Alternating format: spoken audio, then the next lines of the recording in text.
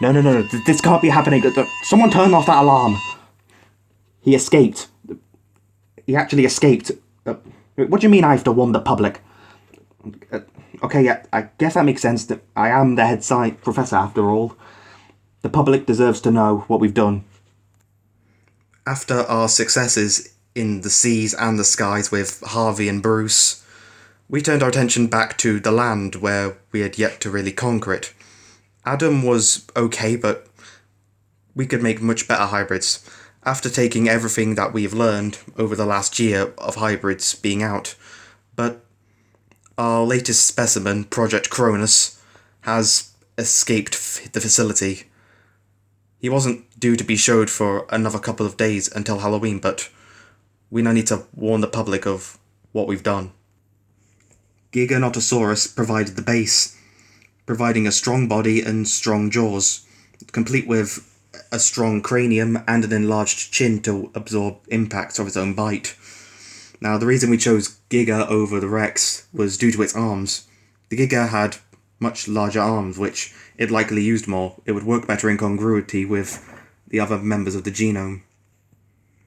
Acrocanthosaurus was added due to its large muscular spine, providing a much more muscular body and stronger jaws.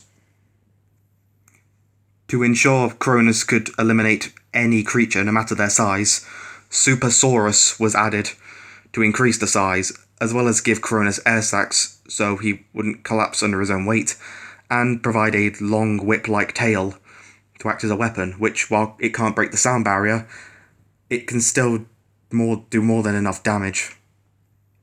The arm anatomy of Cronus was made up of multiple contributors, starting with the base shape of the eastern lowland gorilla, as we've noted that great apes are quite a popular choice for arm anatomy, so we choose the strongest one. So this provides the special forearm bone, as well as the shoulder, which allows them to pronate their wrists and swing their arms in a full 360 degrees.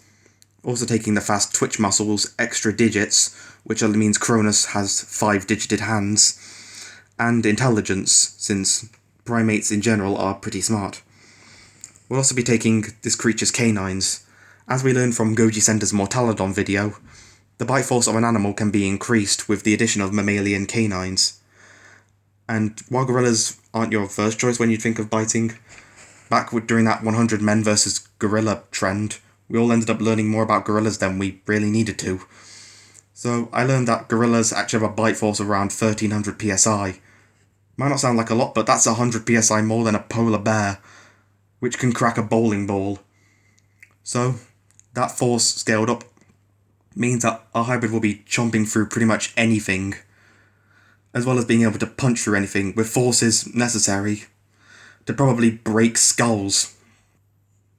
A lot of this force will be coming from the giant ground sloth, Lestodon.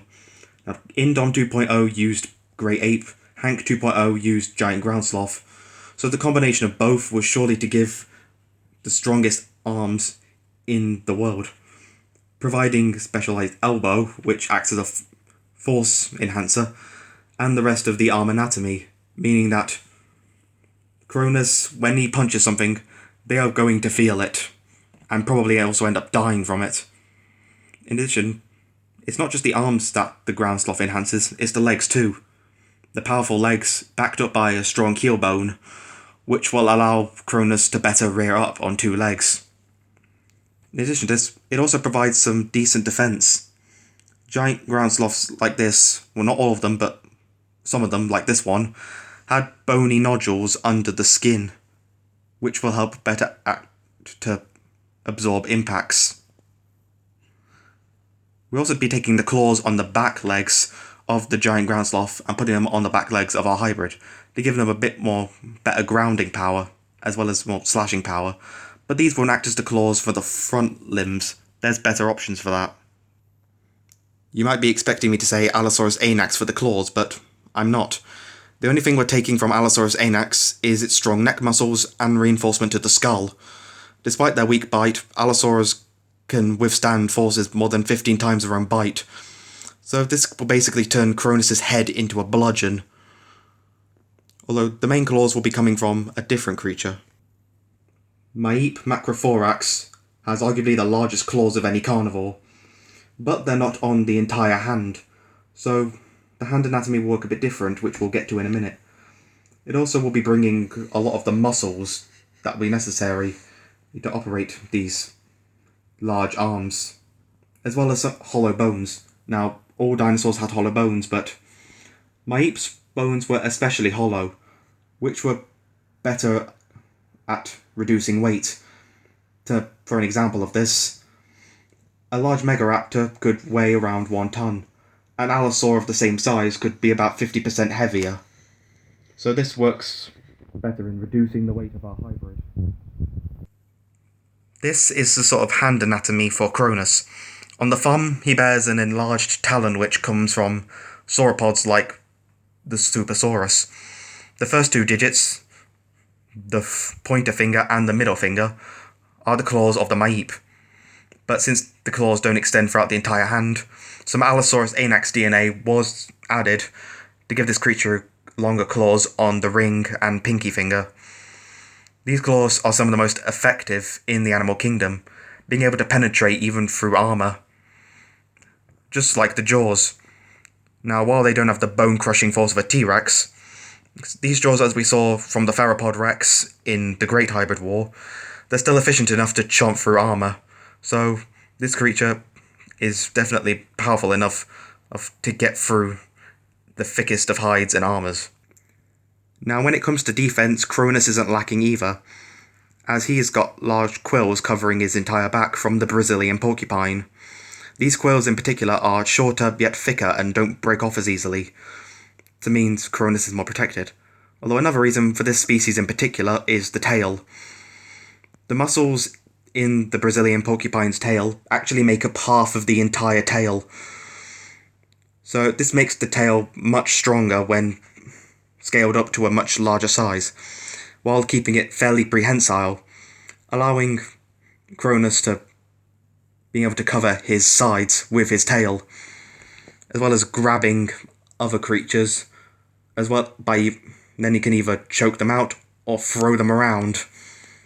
Although Brazilian porcupine is not the main form of armour on this hybrid. The main form of armour comes from the Megalania and its beta-keratin scales, which are stronger than a Komodo dragon's, which is why we didn't go for Komodo dragon. They also help complement the others and work well in congruity due to them also having their own set of claws and large jaws capable of biting. So it works pretty well, but time to enhance these weapons even further, and you probably know where this is going.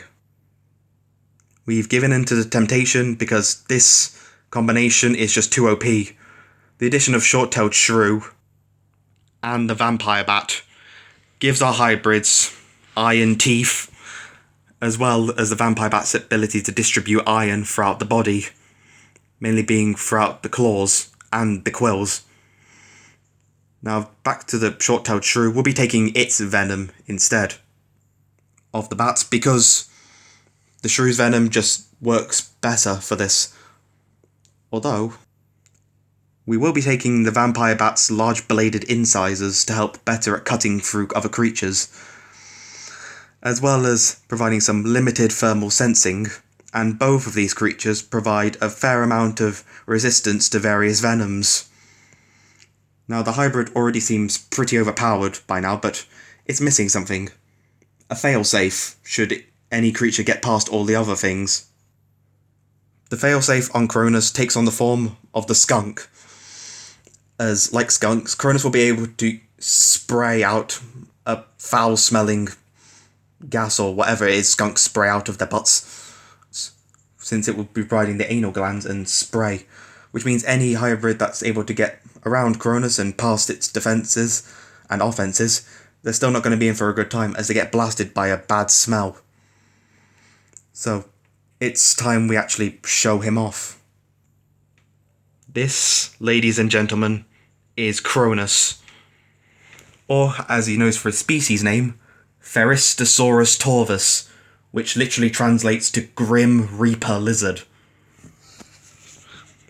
At a quadrupedal height of 20 feet, bipedal height 32 feet, length of 75 feet, thanks to the long tail, and a weight of 15 tons means that Cronus is probably one of the most OP and most powerful predators in the entire hybrid war. Now, his height being pretty much the same as Ultimate Imperatrix just so happened to be a coincidence. I didn't actually take it from that, although he does share a lot of similarities with Ultimate Imperatrix. But you might be asking yourself, if he's bigger, then why doesn't he weigh more?